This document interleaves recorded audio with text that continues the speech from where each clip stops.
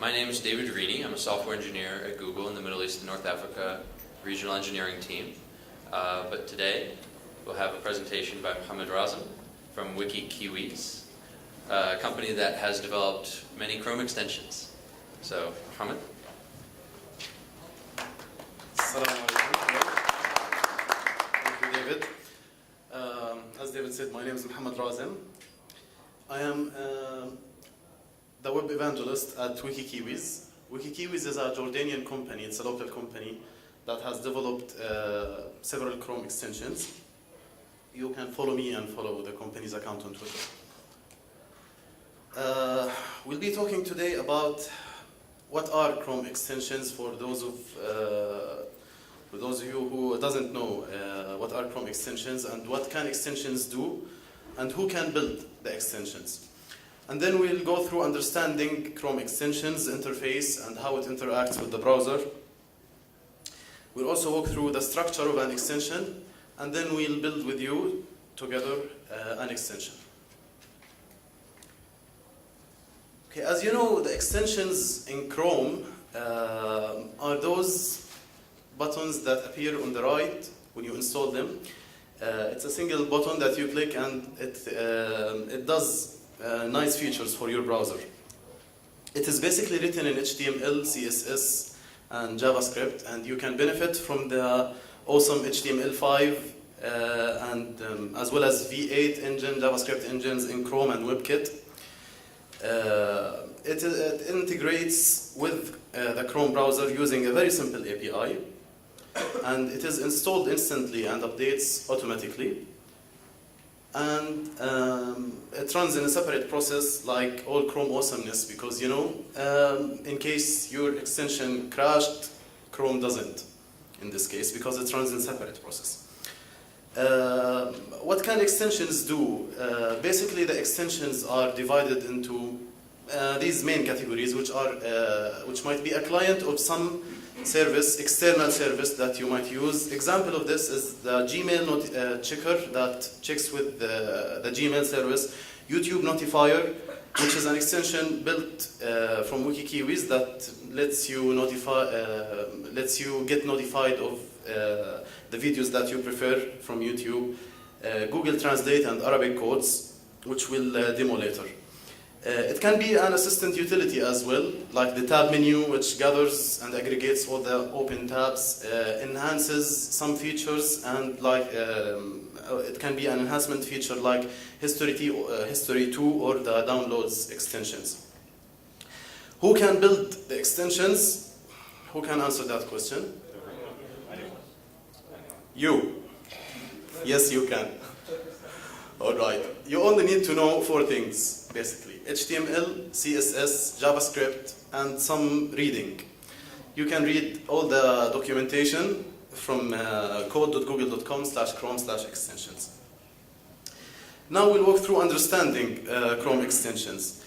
Basically, the user interface is divided, or it is basically you can integrate and communicate with the browser through the browser actions, which are the icons that appear when you install the extension. It can be a page action, or the extension pages, or the context menus, and many other like bookmarks integrating with cookies and different things. But for now, we'll walk through these. The browser action is the pop-up that appears when you click the icon once the extension is installed. It basically holds HTML page. It is an HTML page where you can insert CSS and JavaScript into that page, and as well benefit from HTML5 and CSS3 and JavaScript. The browser action could show a badge of notification as well. Like the YouTube, I'll show you how the YouTube Notifier works, and it gives you a number in the badge that notifies you of whatever you prefer when you build the extension. Once you click, it gives you more details about what the extension holds, and at most you can have only 1 icon per each extension. The page actions, which as well are 1 icon per 1 extension. It appears in the right in the address bar. And by default, the icon is hidden, but you can populate it once you build the extension. You can specify it under specific conditions to appear on specific web pages, on specific addresses.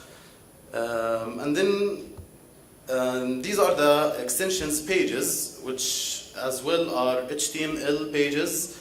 It can be, as I said, the pop-up itself, it is an HTML page that holds CSS, styles, and JavaScript. The options page per each extension, again, it is an HTML page, which is under the extensions pages category.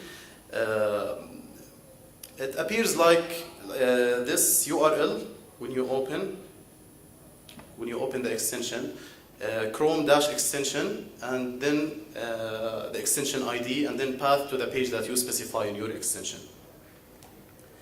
And the pop-up page as well is a normal extension page, and the options page, but the options page is somehow special because it can save options of your preference when you build the Chrome extension, as well as right-clicking the Chrome extension, and you'll find the options page. It will directly take you to the options page.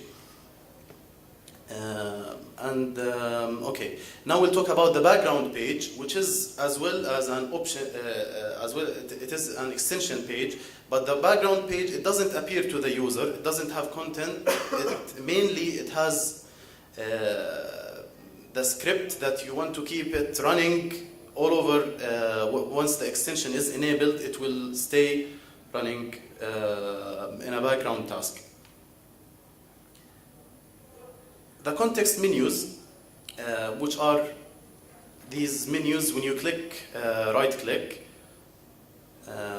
it is called context because when you click right-click, it reads the context that you are in. Like, if you have an image, if you right-click an image, your context in this case will be an image. If you right-click a link, if you right-click a selection, in this case, as you can see here, showing a selection. This is a variable of the context which you can specify.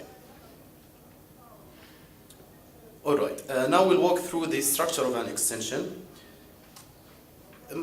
Each extension is basically a folder where you put the important file, which is manifest.json. This is the main file that defines your extension.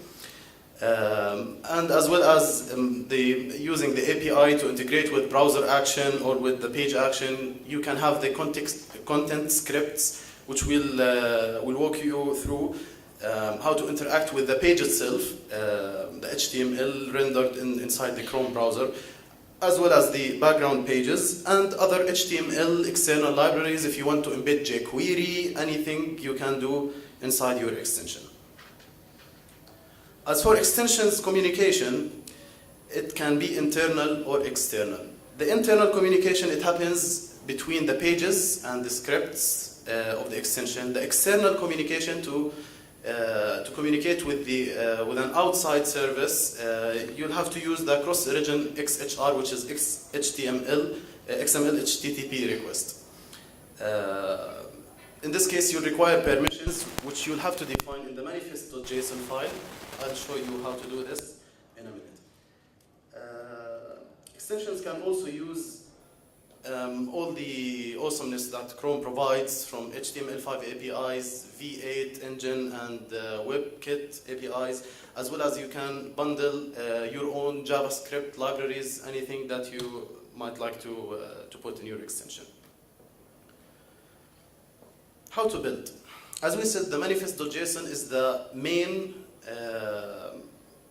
file that you define in it a JSON structure that has basically certain information. You can access all these in the documentation.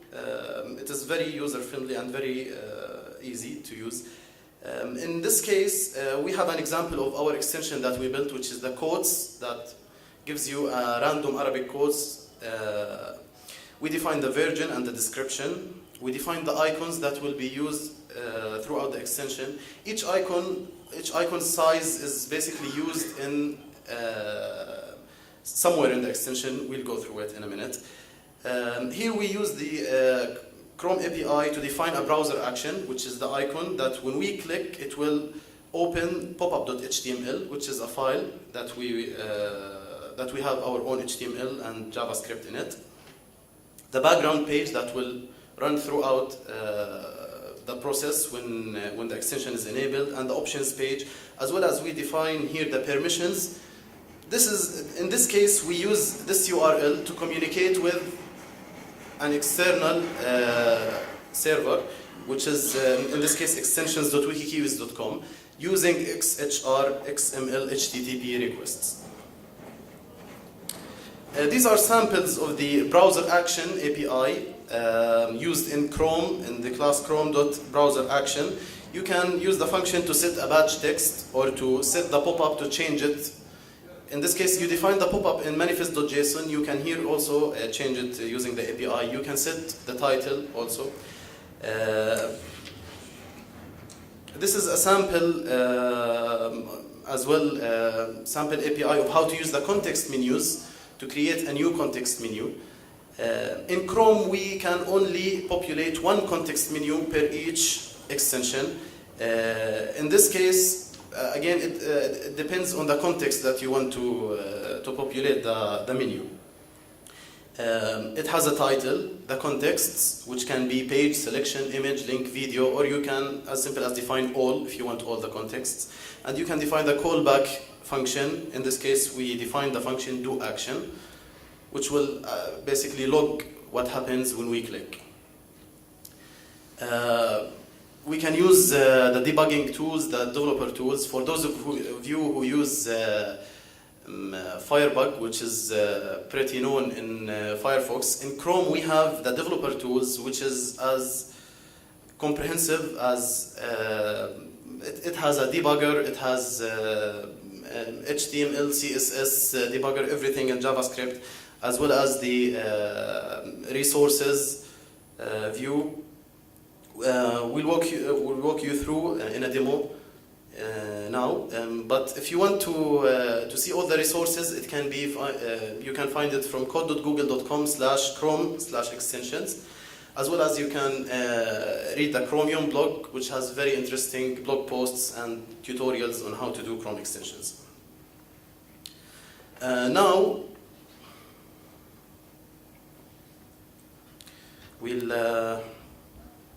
we'll do an extension that will use context menus to share anything we right-click on to Twitter.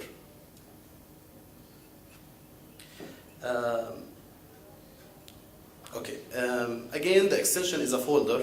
In this case, I named the folder extension. Inside the folder, I created my own structure. In this case, I have the CSS folder, images folder, which I want to put the images in, and the JavaScript folder, and the most important file, which is the manifest.json, where I define and declare everything about the extension inside it, and the background.html, which I will define in the manifest.json to use it as a background page. You can open this folder in your favorite editor. Here we have the Chrome extension structure, and I'll show you the manifest.json file. In this case, I named my extension share that. I defined the version as version 1. The version is important when you want to create updates for your extension.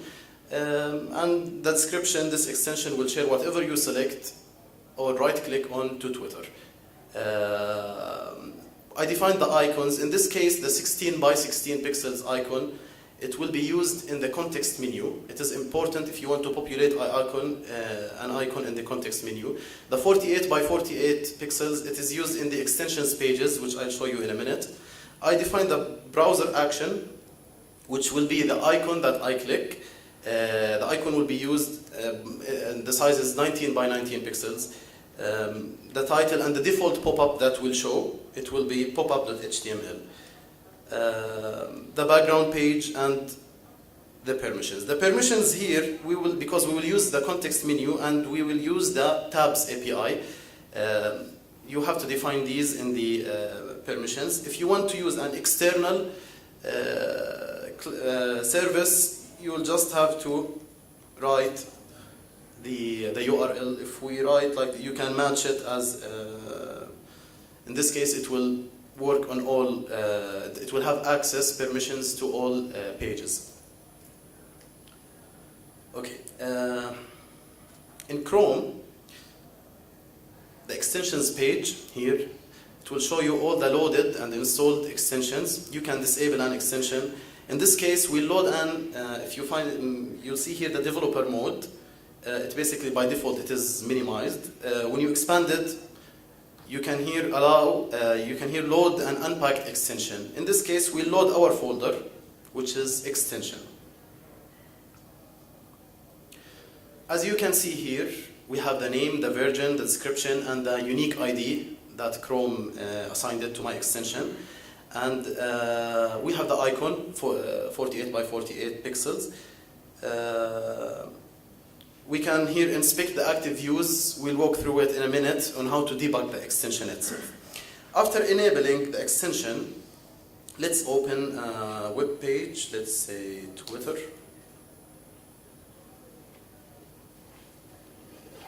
Okay, because I'm gonna share to Twitter, let's open the API code.google.com/chrome/extensions. This is the API index page. In this case, I'll show you anywhere I right click here, it will populate share this page. This context menu is basically populated from the background.html page. As I defined it in the manifeston.json, the background page here, I only embedded a script, which is, in my case, located in the JS folder, bg.js. In the JS folder, which is the JavaScript, I have put the jQuery, which I didn't use yet, and the bg.js. Okay.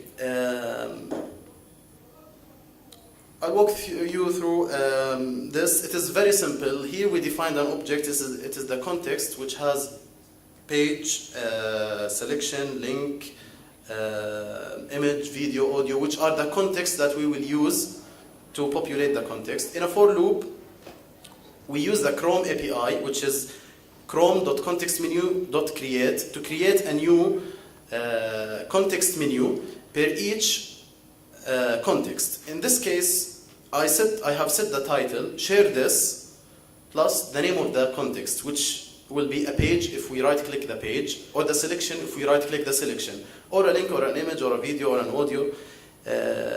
And you have to define the context here that will be used. And I have set the function that will be used as a callback function when I click the extension to be used the function share popup.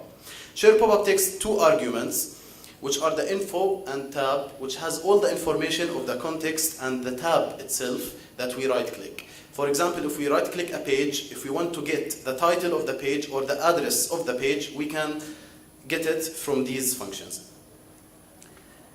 Here we have console.log to log the items. It will be a JSON object. We'll stringify it to know exactly what happens. We define the URL in this case. In our case, our Twitter share URL will be twitter.com/status. It will take an argument as status. In this case, we'll send the page URL to Twitter. If we have a media type, which might be a video or a video or a picture, we'll set here the source URL of the media type and the title. Again, I'll show you how you can get these once you debug using console.log. And if we have a selection text, we'll send the selection text to Twitter. And then we use the tabs API to create a new tab and send the URL to it, so it opens a new tab and shares it to Twitter. An example of how it works, selecting this, right click. As you can see here, we have shared this selection. It understood that we have a selection from the context. We send this, we have created a new tab and sent the text here and the URL. Of course, in case of Twitter, you're only allowed with 160 characters. You can manipulate the string back from the JavaScript file. If we click on this, in this context, it has an image and a link, if you can see. If we right-click it, we'll see the name of the extension and the two options, which are the two contexts where we can share a link or an image. This is a quick example. Again, you can have a more thorough look from the API, the documentation of the API. Using the context menus from the API here, you'll have all the information that you might need. I'll also introduce you now to a very quick thing that is awesome in Chrome, which is the context scripts, the content scripts. The content scripts, it allows you to interact with the page that you are viewing directly with the DOM object of the loaded page. In this case, the content scripts, it is loaded beside the extension itself.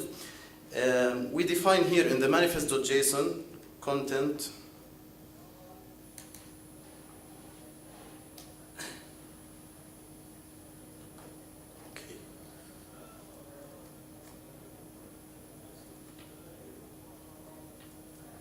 content scripts.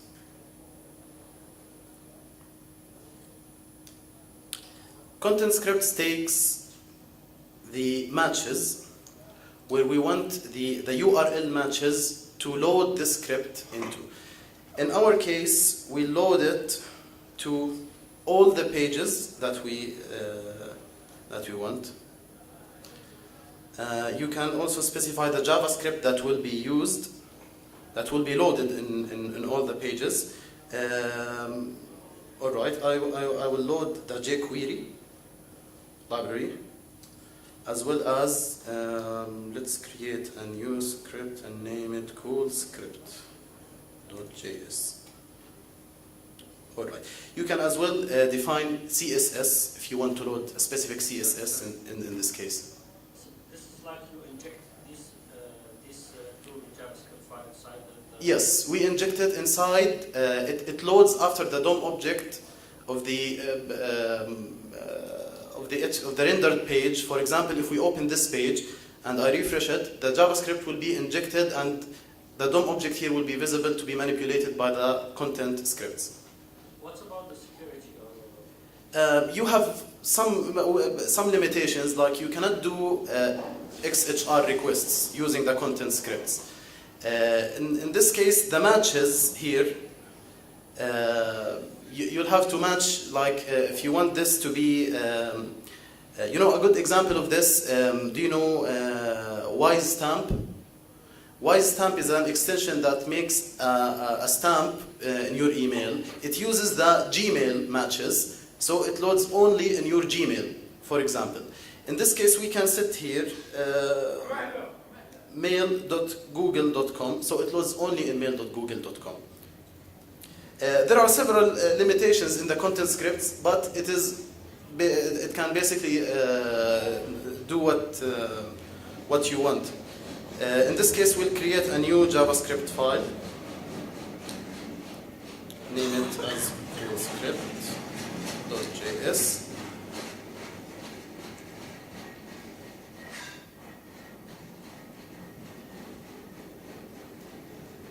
Okay. And I will function. And all right, let's alert something.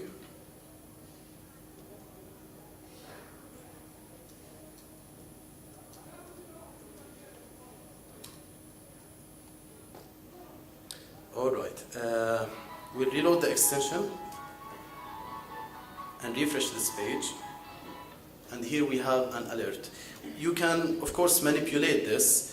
Let's say if you want to hide an element, to insert anything, you have direct access to the DOM object here, where you can set the title, insert anything, insert an event listeners. So if you want, if you click, like let's say on any anchor that we click,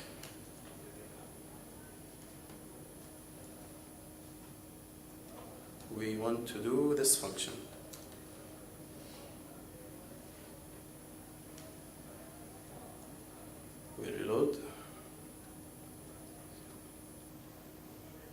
click here, it loads. And this is basically what you can do. Of course, you have the Chrome documentation here, the API to do anything. I'll show you now quickly the extensions that we did at WikiKiwis. We did 3 extensions so far. The jokes, these extensions emphasize the Arabic content. Jokes, it uses basically a Drupal backend. Drupal is used to insert the content. In this case, the content is categorized to which you can randomly switch to different joke. As I said, each joke is categorized by a country.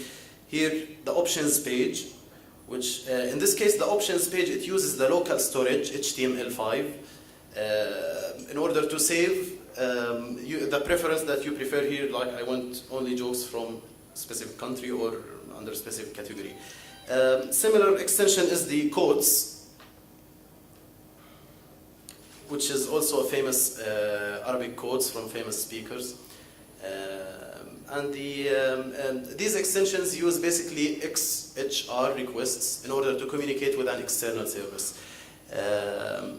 This extension, which is the منبه الفيديوهات, the YouTube Notifier, it is an awesome extension that uses the also local storage. It uses HTML5 storage in order to store and to cache. As you can see, this is all HTML page that has script, JavaScript and CSS loaded. It communicates with the YouTube API in this case. It has embedded libraries like we used jQuery, and we use several libraries in order to create these extensions. Allah يعافيك.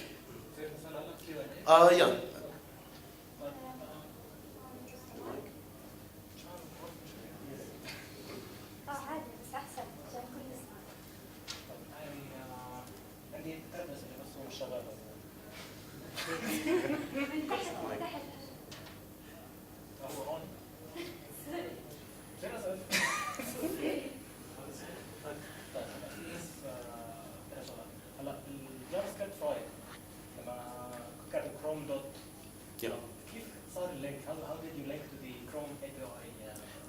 Actually, we didn't use, you mean the Chrome API in this case. You already have this exposed. Once you define it بالmanifest.json, here it defines the Chrome extension. You have direct access to the Chrome API in this case. It is embedded in the Chrome engine.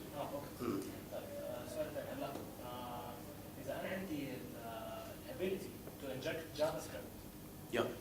JavaScript has مثلا some الفايل نفسه كان له extensions معينة على other files. Would this pose a security threat of some sort? إنه اللي شايفه إنه هو عبارة عن folder. إذا أنا قدرت to locate this folder on the server مثلا. Yeah. هلا. And his question للي ما سمع. If the extension is basically is a folder, what is in this case the security threat in using the content scripts? Once you, of course, once you finish developing the Chrome extension, you'll have to pack it. In this case, you pack it as a single file. It is a CDR, the extension, and you upload it to Chrome. In this case, the extension is installed by Chrome, and it is loaded into Chrome. So basically, it is like a closed. You have no access from outside. Yeah. Process of doing things. في عندهم review. Yeah. You know إنه ما حدا حيطلع لك مثلا application حيكون hard. بس هيك حيكون في عندك extensions عندهم القدرة إن يكونوا adware أو malware أو whatever. مظبوط. يعني إذا أنا بقدر. I guess David might. Let's take these kinds of questions at the end of the presentation. Yeah. Basically, it's. It is done. Yeah. Can you repeat it? Right. So, my question is, if I had the ability to upload such a a content script that has the ability to install itself and on whatever web page I'm in, without the review process from Google that ensures that this application will not be harmful to me, wouldn't this pose a threat that some developers might upload an adware or malware or whatever, right? Yeah, so we definitely do not want malware in the Chrome extension gallery, and we do certain things to ensure that that doesn't happen, but it is conceivable, and fundamentally you're trusting the developer of the extension.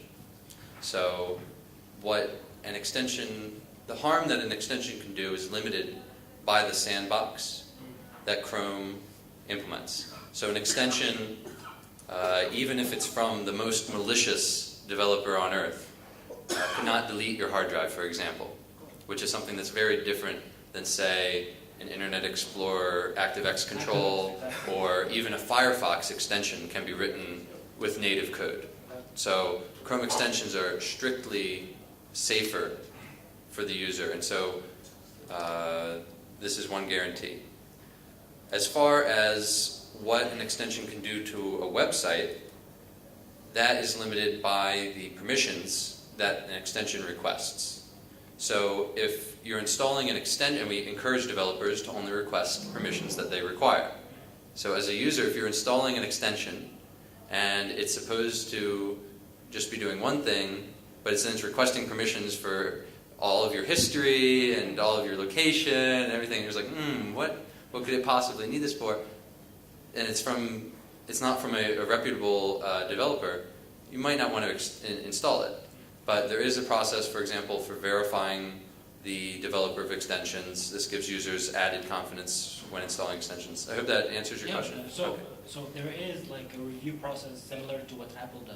I mean, it's not the same as what Apple does. Please, let it not be the same. Yeah, thank God. But yeah, there are certain measures in place. Yes.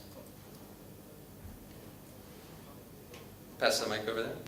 Just a note, Google Chrome extension doesn't work on HTTPS protocol, right? No, you can request access to HTTPS. In the list of permissions, you basically can specify a regular expression for which websites you want the content script to operate on. And you see here it says matches HTTP, etc. You can also specify HTTPS. Okay, thanks. Let's let some other people have the mic. Pass it back. Okay. If I want to control something that may internally in my browsing, Chrome browser. For example, if I don't like how I can delete the browsing history in Chrome, can I, using the extension, implement or develop my tool that deleting my browsing history? Yeah, absolutely. The browser history is one of the APIs that's available to extensions, both to read and write. Okay, thanks. Let's pass it back. And then we'll get to I saw there were some hands over here on the right. For the default pop-ups in JavaScript, can we use an external URLs? Can we use external URLs instead of having the pop-up.html inside the manifest file or inside the pack? Oh. An iframe? Use an URL. So the question is, can we load external URLs in our extension? The pop-ups and the JavaScript process. So fundamentally you could. However, given the ability to package a web page with your extension, that's what you'd want to do because it's faster, right? So that there really wouldn't be any reason for doing that.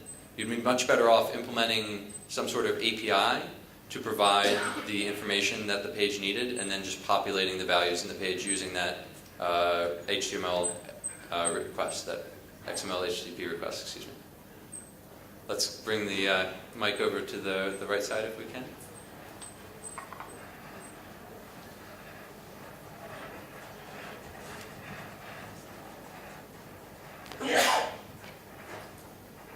got a question about Twitter extension.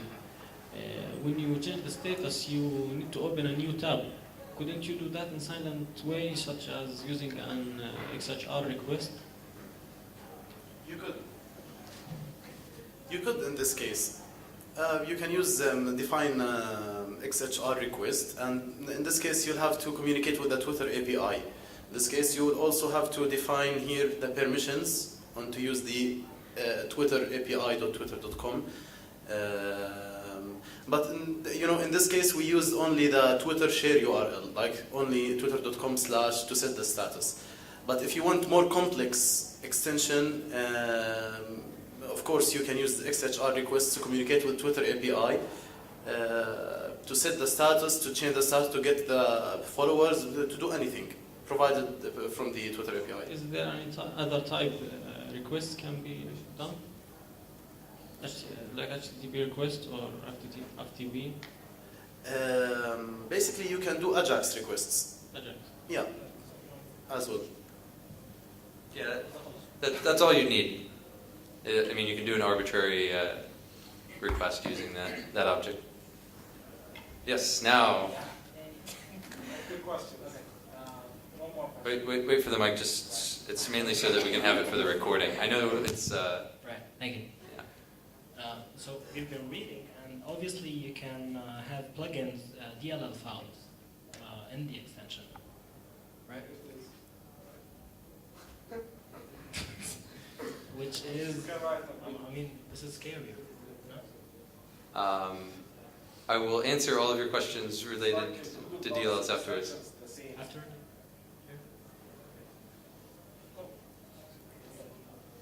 Yeah, question up here.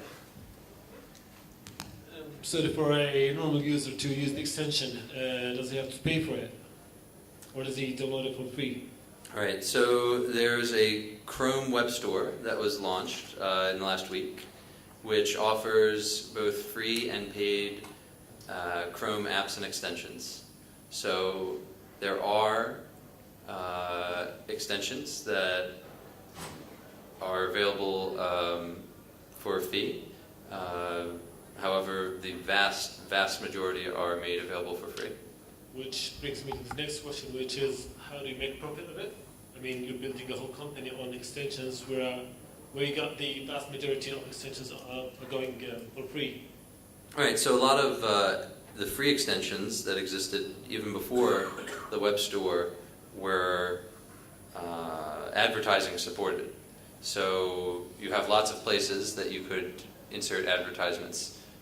If you have a pop-up window when you click on the extension button, such as in like the YouTube Notifier or any extension, you have the ability to place any advertisements that you want in there. Same thing for when you're modifying a page. Like if you provided some functionality, such as we have like a Google Dictionary extension, and when you highlight a word on any web page, it gives you the definition, right? And so you're like drawing a new div into the page that didn't exist previously. There's no reason that you couldn't put an advertisement in there if you wanted to monetize your site. Additionally, lots of sites that have paid content also have extensions, and you can use like a freemium model where you provide the free extension, but then perhaps if you pay, you get access via the site to richer content or richer experience. There's lots of models that are available. And then there's the model of selling the extension directly through the web store. Yeah. Let's get the mic back over there.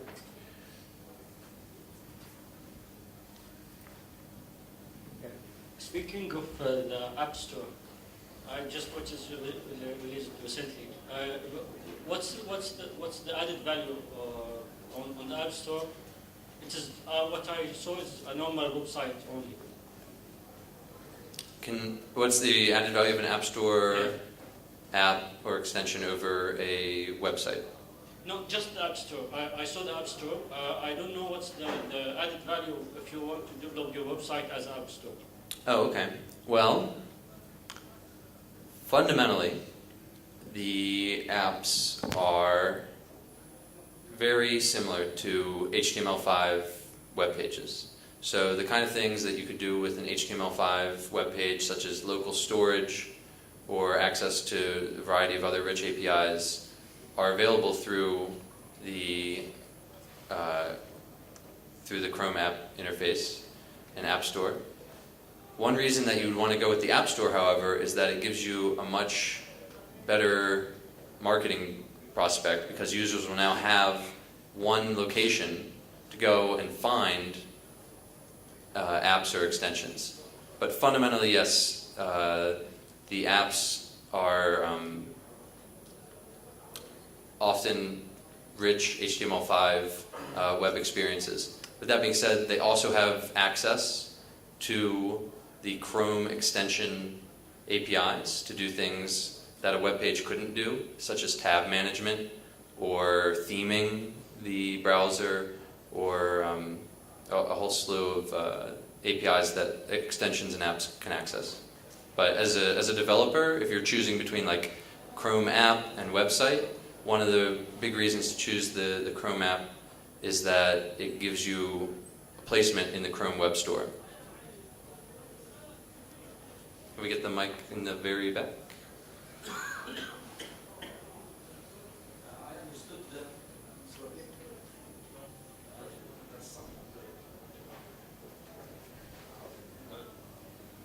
Hello.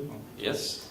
Okay, so I understood that by developing the Chrome browser, you were aiming to preserve performance. How can you, as opposed to Firefox extensions, how can you prevent bloating? Extension bloats that would just, cripple the browser. That's a great question. So extensions, just like Chrome web pages, each run in their own process. So what this does is it isolates all of the extensions from all the other extensions and from all the web pages, so that if there is a problem with an extension, Chrome can detect it and it can isolate that extension. Additionally, just at the kind of low level of computing resources, as all the extensions are in a separate process, if you have a multi-core system, even if one extension is eating up all of one CPU, the other CPUs are still available, or the other cores are still available to ensure a perfectly responsive experience.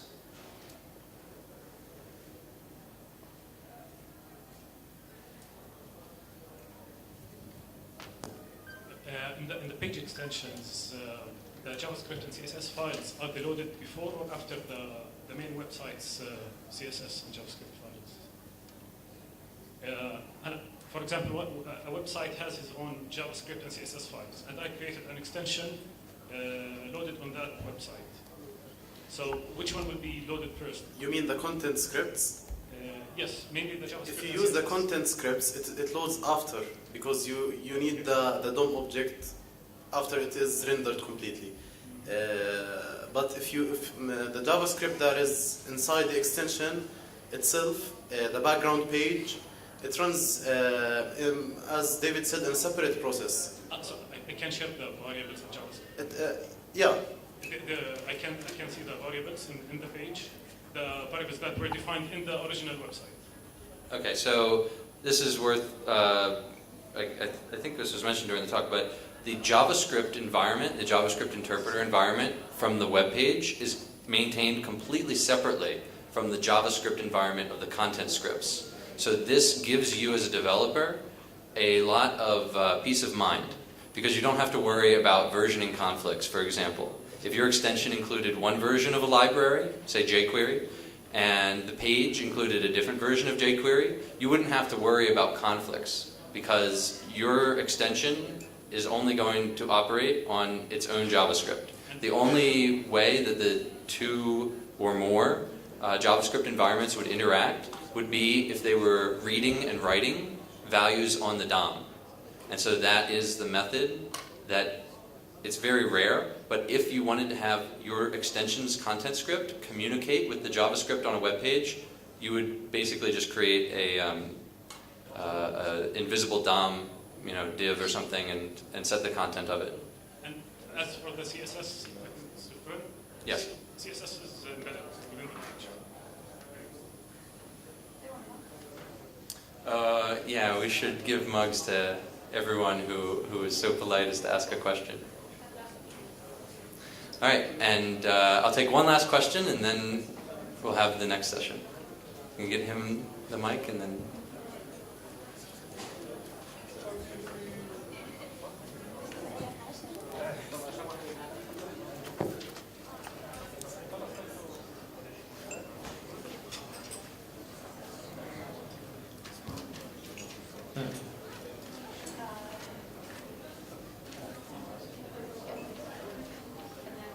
Okay, final question, yes? Okay, my friend, at the beginning, my friend Jafar says to you that he uses Chrome extensions on Firefox browser.